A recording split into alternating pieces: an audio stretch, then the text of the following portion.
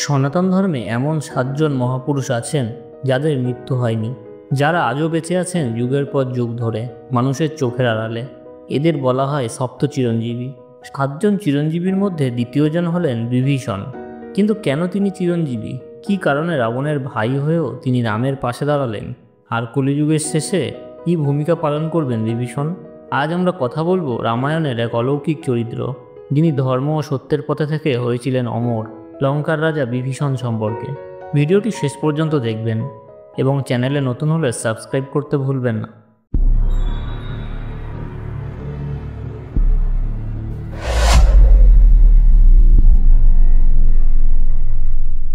বিভীষণের জন্ম হয়েছিল মহর্ষি পুলস্ত্যের পুত্র ঋষি বিশ্রবা এবং রাক্ষসরাজ সুমালির কন্যা কেকশীর ঘরে।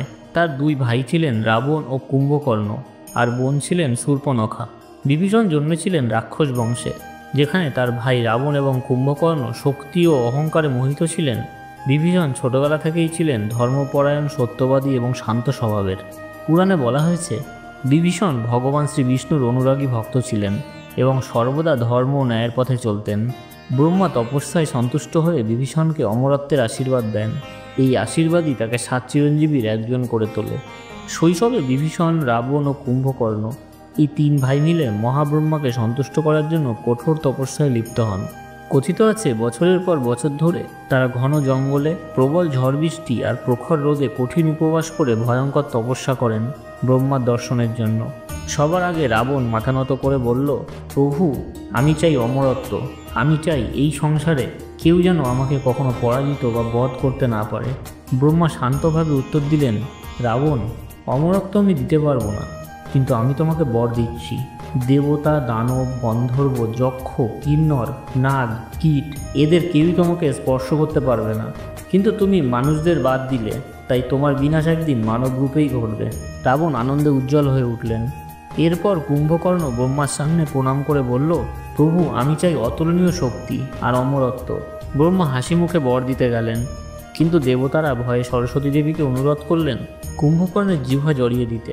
ফলস্বরূপ কুম্ভকর্ণ অমরত্ব বলতে গিয়ে উচ্চারণ করল নিদ্রা। ব্রহ্মা আশীর্বাদ করলেন, কুম্ভকর্ণ, তুমি 6 মাস গভীর নিদ্রায় থাকবে আর 6 মাস অতুলনীয় শক্তি নিয়ে জেগে থাকবে। জেগে থাকার সময় তুমি প্রায় অজেয় হবে, কিন্তু সময়ের আগেই যদি কেউ তাকে জাগিয়ে দেয় তবে তিনি তার অমরত্ব হারাবেন। কুম্ভকর্ণ তৃপ্ত মনে প্রণাম করল। এবার ব্রহ্মা বিভীষণের দিকে তাকিয়ে বলল, বৎস বিভীষণ, তুমি কি চাও? বিভীষণ বিনম্র কণ্ঠে মাথা নত করে বললেন, প্রভু, আমি চাই না শক্তি, চাই না অমরত্ব। আমি চাই আমার মন সর্বদা শ্রী বিষ্ণুর প্রতি ভক্তিতে অটল থাকুক, আর আমি চাই আমি যেন সর্বদা ধর্মের পথে থাকি এবং আমার ভাইদের অধর্মের পথ থেকে ফিরিয়ে আনতে পারি। ব্রহ্মা তৃপ্ত হয়ে আশীর্বাদ দিলেন, বিভীষণ, তুমি চিরকাল ধর্মের পথে অটল থাকবে। তোমার হৃদয়ে চিরদিন শ্রী বিষ্ণুর ভক্তি বিরাজ করবে, আর আমি তোমাকে বর দিচ্ছি, কলিযুগের শেষ অবধি তুমি এই পৃথিবীতে জীবিত থাকবে এবং যখনই ধর্ম বিপন্ন হবে তখন তুমি মানুষকে সঠিক পথ দেখাবে। এই বরই বিভীষণকে করে তোলে দ্বিতীয় চিরঞ্জীবী। রাবণ যেখানে চাইল অপরাজেয় শক্তি, কুম্ভকর্ণ যেখানে চাইল অতুলনীয় বল, সেখানে বিভীষণ বেছে নিলেন ভক্তি, ধর্ম ও সত্যের পথ। রামায়ণের অন্যতম গুরুত্বপূর্ণ অধ্যায় শুরু হয় যখন শূর্পণখার অপমানের প্রতিশোধ নিতে রাবণ সীতাকে অপহরণ করে এবং লঙ্কায় নিয়ে এসে অশোক বাটিকায় বন্দী করে রাখেন। রাবণের এই অন্যায়ের বিরুদ্ধে বিভীষণ তাকে বহুবার সাবধান করেছিলেন, বারবার ভাইকে অনুরোধ করেছিলেন মাতা সীতাকে শ্রীরামের কাছে ফিরিয়ে দেওয়ার জন্য, ধর্মের পথ না ছাড়ার জন্য। কিন্তু রাবণ অহংকারে অন্ধ হয়ে বিভীষণের কথা শুনতে অস্বীকার করেন। ক্রোধে অগ্নিমূর্তি রাবণ সভার মধ্যে বিভীষণকে লাথি মেরে সভা থেকে বের করে দেন এবং তাকে লঙ্কা থেকে নির্বাসিত করেন। নিজের ভাইয়ের অন্যায় মেনে নিতে না পেরে বিভীষণ লঙ্কা ত্যাগ করেন এবং শ্রীরামচন্দ্রের শরণ নেন। প্রথমে বানর সেনা বিভীষণকে সন্দেহ করেছিল, কিন্তু হনুমানজি বলেন, অশোক বাটিকায় সীতামাতার সন্ধান করার সময় বিভীষণই হনুমানকে সাহায্য করেছিলেন। এই কারণেই হনুমানের কথায় বানর সেনারাও বিভীষণকে গ্রহণ করে। এইভাবেই বিভীষণ শ্রীরামের পক্ষে যোগ দেন এবং পরবর্তীতে ধর্মযুদ্ধে গুরুত্বপূর্ণ ভূমিকা পালন করেন। রাবণবধের সময় বিভীষণ শ্রীরামকে মূল্যবান পরামর্শ দিয়েছিলেন। রাবণের যুদ্ধ কৌশল, লঙ্কার গোপন তথ্য, এমনকি রাবণের দুর্বলতা সম্পর্কেও তিনি রামের সেনাকে জানান। বিভীষণের পরামর্শেই শ্রীরামচন্দ্র রাবণকে বধ করতে সক্ষম হন।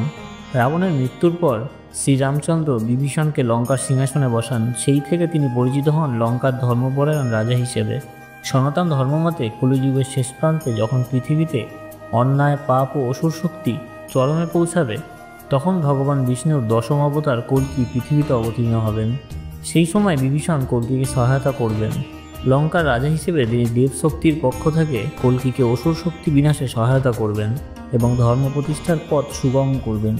বিভীষণের জীবনের গল্প আমাদের শেখায় সত্য ও ধর্মের পথে দাঁড়ানোই প্রকৃত বীরত্ব। রক্তের সম্পর্কের চেয়েও বড় ধর্মের সম্পর্ক। অন্যায়ের পাশে দাঁড়ানো মানেই ধ্বংস ডেকে আনা, যে কারণে বিভীষণ আজও অমর এবং ভবিষ্যতেও ধর্ম প্রতিষ্ঠায় তার ভূমিকা অপরিসীম।